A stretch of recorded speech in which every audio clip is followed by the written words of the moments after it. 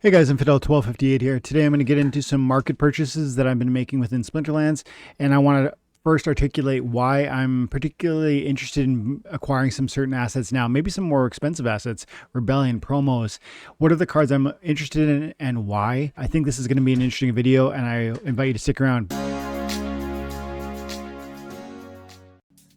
I guess the first thing is that let me frame it like from a perspective of like why I've been excited to get more card assets. Conclave, Rebellion, everything.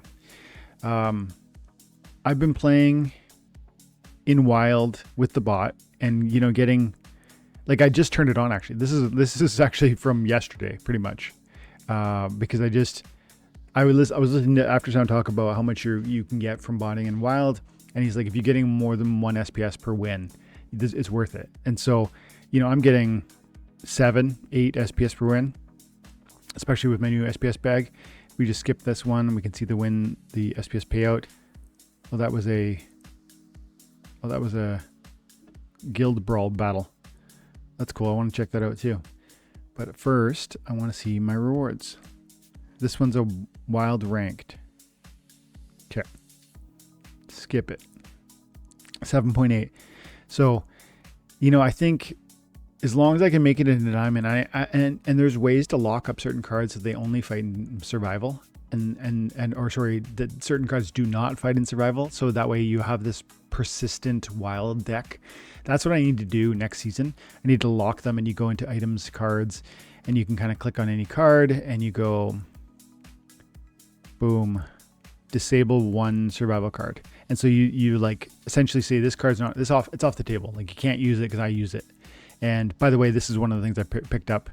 Keelan Gains, 3 magic damage, 5 speed, phase, backfire. This with fire and flight. Or sorry, I thought this was fire, to be honest. And I was thinking throw a flight on them with squirrel. But I can use 2 speed and execute. How about that with my max level Dragon Summer? And then death, you got the blind options. Anyways, strong card, very strong, even at level 6, but level 8's crazy. You guys know this. Double strike, this is nuts. This card's nuts. And the voucher cost is essentially, if you're buying vouchers, you're going to pay $3. Now that's lack of supply. That's, people aren't selling, they're using them, etc. Plus people want gold foils, so they'd rather go to the market in some sense to buy it from rather buy it from Splinterlands than buy it from the marketplace. But not me. I just want a regular foil version, and so that all works for me.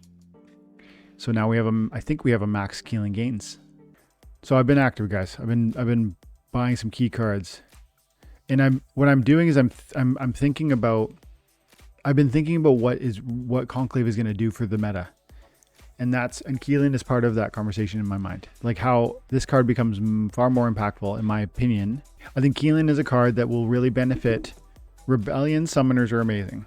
So in my opinion, Nidhogger is getting a major promotion outside of Rebellion, moving toward Conclave. And that's why during the Town Hall Influencer Edition, I went from level 3 to level 4. I bought 4 or 5 BCX of this card at $17 each or something, because this card with the speed and the execute is going to go really, really well with some of these new amazing Conclave cards. This is a Peak D post that I checked out. It doesn't have every card, and I did a video on it last night, so I'm not going to rehash exactly, but how many of these, like this card with execute, triple attack, by the way. And, the speed buff would be really helpful. How about this guy with the Pain Forge too, by the way, and maybe the damage is going up. How about this guy with execute? Like, are you kidding me? Or with blast, the Blazebeard Merc. How about the 4-bomb magic monster at level 1 4-bomb, by the way? So I just see a lot of reasons to be excited about Nidhogger. And it has a lot to do with the damage creep in terms of what's happening. Or also even all the armor strike. How about Runic Chonk with the armor strike with an execute? And going from 2 to 4 speed now, making it far more viable. You know, like I just think there's a lot going on in here. Or this guy with the double strike and the cripples, and one of his weaknesses is his speed. But or dude, Bren Palesworth. So anyways, I think my argument is that certain cards are really getting benefited, and I think Nidhogger is going to really flourish in conjunction with the new Conclave cards. Yeah, and so that's why we had to max her out. And then there's other cards, if like in conjunction with that, like Keeling Gains is definitely for me part of that. Keeling Gains, double strike with blast in the snipe. Double strike. 115, get double strike with the snipe. Snipe with blast is amazing. Snipe with double strike and blast is even better.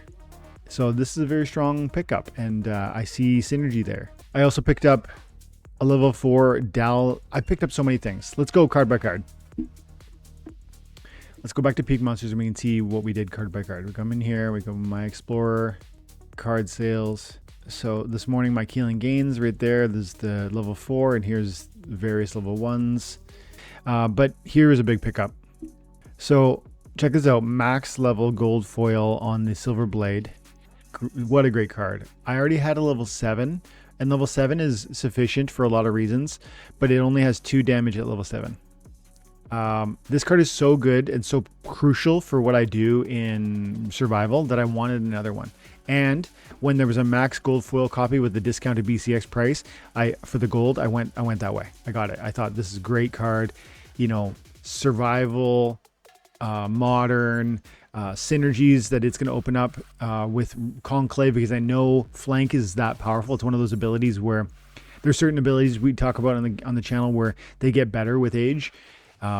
Giant Killer is one because there'll be more and more monsters that have 13 mana. Fury is one because there'll be more and more monsters that have taunt. Flank is another because there'll be more and more monsters that'll have a real distinct advantage from being in the second spot, whereas they might have been perilous or precarious in the first spot. And so Flank is a really powerful card, and I think that's a card that'll get better and better and better, and it already kicks butt. And so, yeah, I got a max Silver Blade. I'm happy to show some battles too on what I've been doing with that, because that is so effective.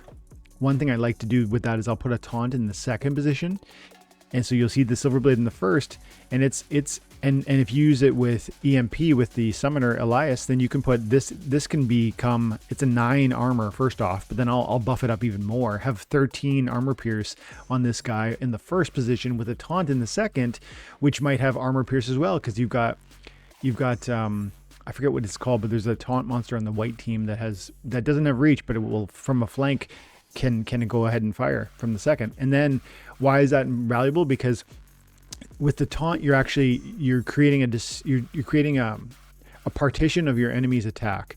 Because if I put a taunt in my first position, what happens? Everything can hit it probably. Sneak attack, opportunity attack, snipe, frontal assault, all of it. Everything can hit my taunt monster in the first position.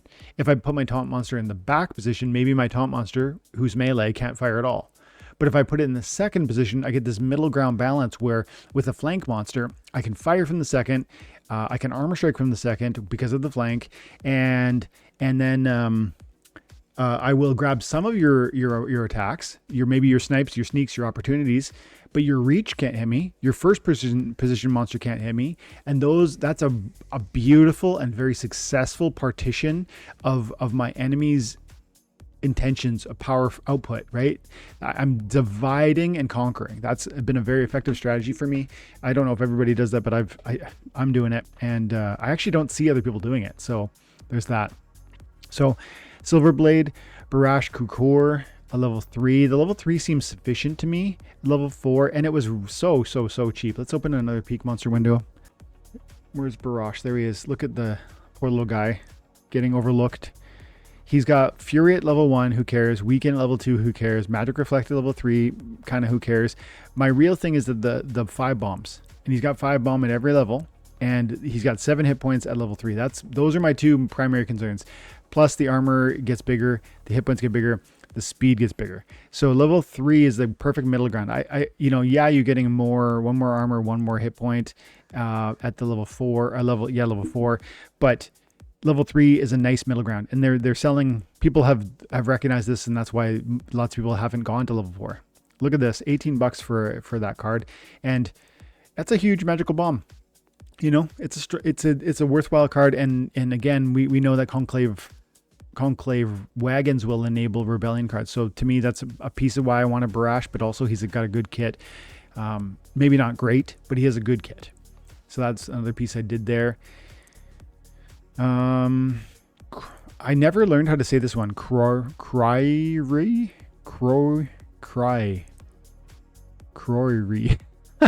I have no idea how to say that name. Gathering said, I'm going to take a break while I think about that name a little bit. Don't overlook the value of the dollar packs to level up your commons and rares that are based on your deck, averaging 2 rares per pack on the test server. Is that right? Great word. Great. Absolutely. I think I've said this a number of times already. I did a successful video talking about how I think starter packs are a game changer. I think I might have said, like, that's going to blow up the card market. Like, and I say that in a good way. I mean, like, it'll really excite people. People will want them. I'm going to buy a bunch of them, but that's not a now concern. It's like, they're not even available yet. They aren't getting raffle tickets. They aren't getting bonus points, all that stuff. But you're totally right. Like, they do not overlook them. They are so valuable. You know, I think it makes a lot of sense to focus on the alchemies and the legendary packs and then just go hard on the starter packs. Because those cards, once you open them, they're going to be cards you can put on your battle wagons. They're going to be cards you can use in your battles. I'm going to probably buy over the course of this release, I'm going to buy so many of those starter packs. So many of those starter packs. And I, I'm not stopping at one. There's no way. And I think a lot of people will feel the same way because survival mode, because of land, because of, right? There's a lot of reasons why. I know they're not optimized for land. But who cares, right? Long term, ultimately, when we grow our land, we're going to get to a place where we're not going to have enough betas or alphas or gold foils to satisfy. So what we're going to do, we're going to put whatever we can on there, and we're just going to eat the DEC sink. That's the thing about land. Either land reward value will grow and grow and grow, and you won't care what you put on it. You just need to activate it, or it won't. And then land really is kind of a dud. But I just think the first is more likely. The former is the more likely outcome. And so for those reasons, I want tons of these starter packs to build out my common and rare deck for survival, for rank, for modern, for land. And it's a cheap access point. So I love those starter packs, and I like that they're going to be sold for a long time. But I do think ultimately that means that they're going to be those commons and rares are probably going to carry less value than we've ever seen, or than we've seen in a long time. Does that mean we're going to see 1 penny commons? Maybe. Honestly, that's kind of like in my mind. That's the back of my mind. That's like where things could go. Commons should be in the 5 to 10 cent range, like on Rebellion. Or even beta. We looked at beta earlier. Once that's what 5 cent range. But I wouldn't be surprised if they were, sub 10 cents. I wouldn't be surprised if they were, ultimately 2 years out. Maybe these commons and rares are among the cheapest. Soulbound or reward card cheap. Like not soulbound reward card, just reward card cheap. Maybe. Because we're going to print a lot of them. And they don't have a limited number. I don't think it's a problem, but I think it's a conversation worth noting. Let's carry on with what I bought here though. This here dragon from the green team, who I cannot say his name. Again, flank. I just love flank. It's so powerful. It's so important. Weapon train, kind of irrelevant with only the 2 damage. I would never put a non-attacking monster in the second position to take advantage of a 2 damage output. But this card's a little on the expensive side, and it's not quite as important as this one. Like the kit, the synergy here with the flank, the void armor, the protect, the armor strike with the summoner EMP, that a lot of those pieces are missing over here, but still flank is helpful. And I love flank on the red team. I love flank on the white team. And so I just want to build out my flank over here too with the green team. So I have a little bit less to say on that one. Chaos Golem was another cheap legendary that I thought I cannot abide the valuations on these things. Like $4 for a legendary. So that was why really $40 for a max on the Chaos Golem. And I don't know if I love this card exactly, but I think it's worth that valuation. I think it's well worth that valuation. Return Fire is helpful. Enrage is great, especially with fire, who can bring Yasik and bring piercing. And so piercing with enrage and high melee damage means huge hitting like a truck. Armor's not going to stop me, you know? Plus retaliate is a nice kit. There's actually some really cool monsters that are like this from Earth or Death. Retaliate's a very strong ability. 50% chance to return an immediate attack is very powerful. I mean, what about that white Soulbound card? Yeah, Drybone Barbarian. This card's amazing, in part because of a huge retaliate, also because of enrage. So why is a card like this with enrage and retaliate so slept on? I don't know. It's like, it is one of the cheapest legendaries. 350, 380, 364. Is it that bad? I don't know. I don't use it, so I can't step up and I can't defend it too strongly, but you know, it seems good. It seems fine, at least. Now, I know it only gets 3 damage at the lowest levels, but it's got 5 at the highest. And if you make 5 go in rage, you're in that same ballpark. That's what this does. You know, this is a 6, but and then this has no armor, and so maybe this is more vulnerable than, well, it is more vulnerable than your Chaos Golem will be. And so I thought that was a strong pickup. I think that was the $39 right there. So 380 per BCX. And then check this out. I got 2 of the Kazi Fire Mages. I know that they're, like I said earlier, they're not the strongest, but it's another card for me to play, and it was so cheap. I want to say it was like $8 and $7 for these cards. It was a bit about, like, I just think that's so cheap.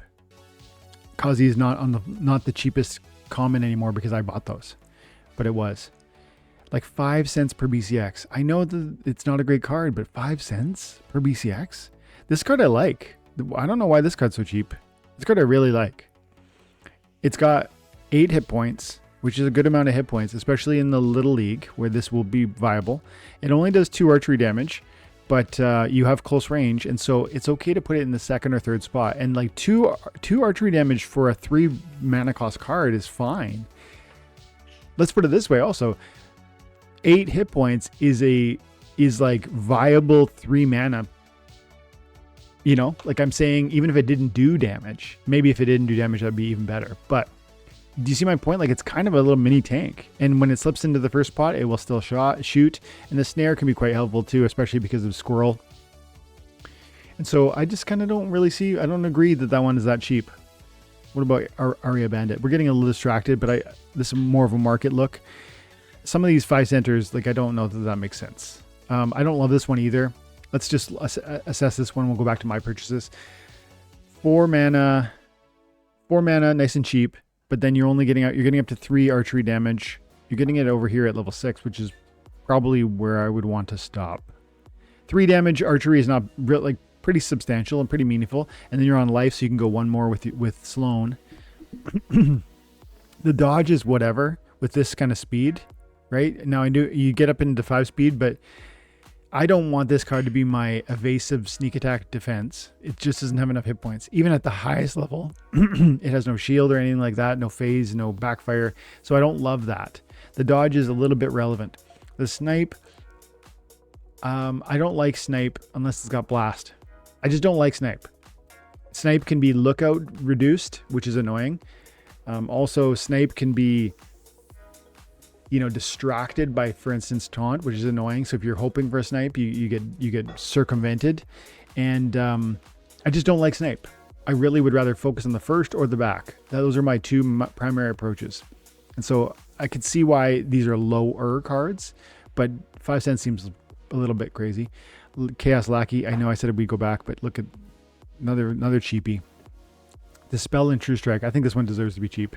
It is neutral, so there's that, but it only does 2 damage. It only has 6 hit points, and it has the spell is cool, but True Strike is like whatever a little bit. Especially with 4 speed, you're a little bit on the fast side. Yeah, True Strike's cool, but True Strike is more important when you're dropping bombs. I don't really even care if my 2 bomb hits you or my 1 bomb. You know what I mean? So the spell is the bigger piece of this card, and I would argue that that's just a little bit whatever, unless This guy is like, I don't know what race he is, but maybe one day he'll get a cool race buff and we'll have to remember that for a 5-cent card. Anyways, I'm going to go back to what I've been buying. So Chaos Jailer is another one I picked up at max level. It's only 2 damage output, but then you get the poison. No, the Jailer gets the 2nd damage output at level 8, which is what I bought. It's a relatively cheap card as well. 33 cents per. Not bad considering, remember, it's a rare. Is it among the cheaper rares? Not really. But it's got Ambush, which I like. 0 round attack is certain great. And then I can buff that damage output with my Lorcus, making it a 3. And then you get maybe throw Life Leech on it. Well, you do throw Life Leech on it too, so there's that. But Ambush, Opportunity, yeah. I mean, is it the best Opportunity monster in the game? No. But I like it. And Poison makes it even more interesting. And Slow makes it even more interesting. I like the kit. The synergy across what it could contribute. It's like, to me, it's like not a support monster. That's not the right language, but it's not exactly a primary damage dealer, and yet its kit is doing a lot of things that I want. Slowing down my opponent, poisoning them, and ambushing. Those are 3 really important pieces that I think make that card worth $35 or whatever I paid. Going back to my purchase, 2 more to look at. Galblano, again with the ambush, sneak time instead of opportunity, but this one's got the shatter, which I think is really worth. Shatter is worth the price of admission.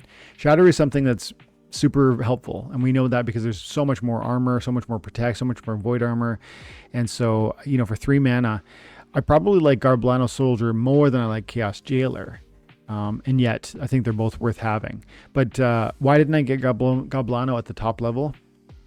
I think it was a price conversation. Or is Galblano the one that gets nerfed? One of these cards gets nerfed at the highest levels. No, it's not Galblano. So I think it was just BCX got really expensive. Like 17 cents per is not crazy actually. Look at that one, 19 cents for a max. I want to check what I paid. I could buy a 19 cents per max right now, and I would like that. But I guess really, yeah, that extra melee is worth it. Eventually I'll probably make that call, but right now, for whatever reason, last night I didn't want to. And then finally, Fenmore Haunt, and this is level 9 because at level 10 you get Scavenge and then you lose a melee, which is a weird development choice. Hey, I don't know that I like that. Fenmore, there he's right there, 9 cents per BCX. And that's probably because in some sense we've discouraged the last 100 to be sold. And yeah, you don't see any 400s because Scavenge is great, but 5 hit points is already pretty meaningful. And losing a melee is a strange concession. I don't know that makes any sense. Even though Scavenge is awesome. Especially with Death, because Death has Lorcus, which has Life Leech. So if I wanted this thing to have more hit points, I'd give it Life Leech. So anyways, I went level 9 on that one. I feel like that was a mistake on the development team. They don't do that very often though, so I'll throw them. I won't complain too much. Okay, so those are things I've been doing, and I don't think that's it either. That's just like the main purchase. There's also, I picked up a Mariput Magician at level 5 because I need more tank heals, and that's where it unlocks the shield. I picked up a level 8 Flame Mephit. Check that out. It was only $25 for like a rare card that is, quite evasive with the flight and the backfire, and for 2 mana, that's a strong card. And I have Squirrel, which makes that archery buff, and then Dalthin Ironhood is the weapon trainer that it's an alternative for weapon training and archery, which is important with the fire team again because of my Squirrel use. And so I had him previously at level 1 or 2 where he only does 1 or 2 damage, but of course I want that 3rd damage so I can buff him up. I would like to go higher, but again, the costs, I think it was just a prohibitive cost. I bought another Silitha Toledo because this is another tank healer and a Lookout, which I use in conjunction with Coral Lurker on my Earth, Fire, Splinter, Squirrel plays, and the Lookout will diminish the Coral Lurker's incoming damage as well as tank heal will restore. I also bought another Baradalin, which $41 for a level 3 on this, or yeah, level 3 means 6 BCX times, like to me that's a great price for a great card. So we're going about $650 or something like that per BCX. This card's amazing. At the level 3 you're getting You're getting the shield, the taunt, and the armor strike. The only thing you're not getting is the void armor, which maybe that's okay. Maybe that's beneficial, because when it has void armor, it's theoretically losing part of its damage output. So, you know, not to say it's better at level 3. It is better at level 4, but then cost again, right? Cost is always a conversation. But at level 4, you're getting that void armor. You're also getting 1 more speed and 1 more armor and 1 more hit point. All of that is worth it, I would say. It's worth upgrading, but I have a max copy already, so I just wanted a second level 3, let's say. Okay, what else have I done recently? This is all within the last 7 days. Then I bought a max Commander Goff. This card with the Resurrect on the right. There it is, Goffy. So I got level 4 with the Resurrect. That was just too clutch, especially because of all the life play I've been talking about today. Like focusing on Elias Pruitt with Baradolin in the second spot, and that flank monster in the first. This was a bit on the expensive side. I had to buy 1, 2, 3. I had to buy 7 of them, and as you can see, I think that's it. Oh yeah, that's my Nidhogger purchase, which we talked about earlier. And then finally, I sold some gold foil Keeling Gains for $11 a pop. Yesterday, I sold the gold foil for $8, and so price on the gold foil declining, supply growing. So that's where I've been a busy man, because I believe that Conclave, though it's exciting, is not the whole story, and I really want to make sure I'm more prepared for some of these other options. You know what I mean? There's a lot going on with some of these cards, and what they can how they synergize and how they will synergize with what's coming too is very, very, very exciting. Okay, we've been at it for an hour and a half. Thank you so much for supporting the channel, to the members in particular, and for everybody else who's dropping comments and helping me create the conversations that we just enjoyed. You're awesome. Splinterlands is amazing. I hope you enjoyed this video, and if you did, make sure that you're dropping a comment, because maybe I'll check out your comment next. Bye for now. Appreciate you.